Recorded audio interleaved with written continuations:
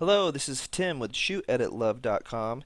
Here continuing on with part 2 of our Lightroom 4.3 edit that we took directly into Photoshop CS5. And if you just finished part 1, we just finished looking at how portraiture can soften the scene and soften the skin. And we're back to our original result now, the before. As you can see here, this image is very sharp, but not overly so. We didn't add any softening or sharpening in Lightroom. None was needed. We've already done most of our blemish control using the healing tool, the healing brush tool to be specific. And we have like one more little one right there, another little piece of dry skin. And you could go all day and just make her look absolutely perfect, but we look really good already. And you can just normalize the skin by selecting, and you can paint over it, and it does a good job. If you get a result you don't like, you just want to go flip back and forth. You always want to be double checking your work, seeing how it looks, whether you're working on an individual layer, duplicating the image, whatever the choice may be. This is a quick and dirty edit. Whenever I do any client work, I do go up to layer, duplicate layer, and work off of that, of course, so I can adjust and not damage the original file no matter what. So here we have our beautiful edit. We're going to finish right here around the eyes. Young lady, beautiful model, and local photographer, and a friend of mine. We are going to use the healing brush tool. We increased our size, 80 pixels, 81 pixels. We are going to select some skin that is nice and even toned. You can see what it looks like right there. And we are going to just lightly paint it under the eye.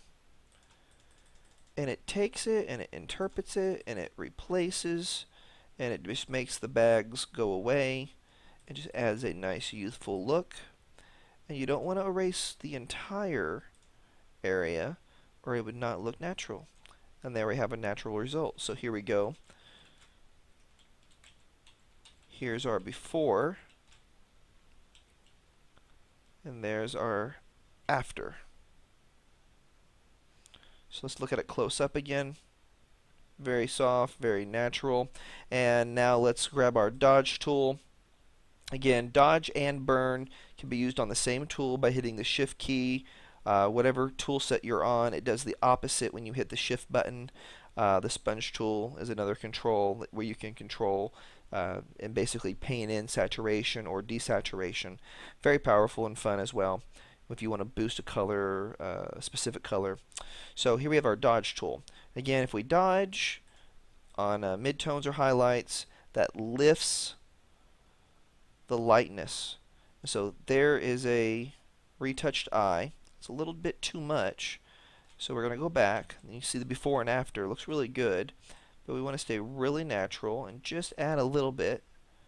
We're just lifting those mid-tones and the blues there and the blacks, and just a little hit, again at 2% here, of highlights.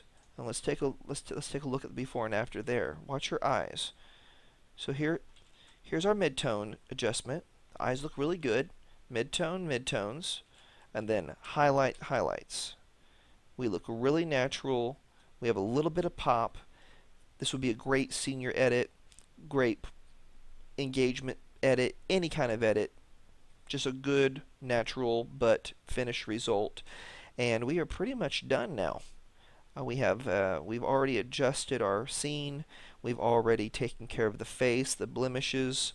We went over portraiture if you use that as a plug-in or any other type of softening tool. And of course she didn't need that today. So here we have our finished image.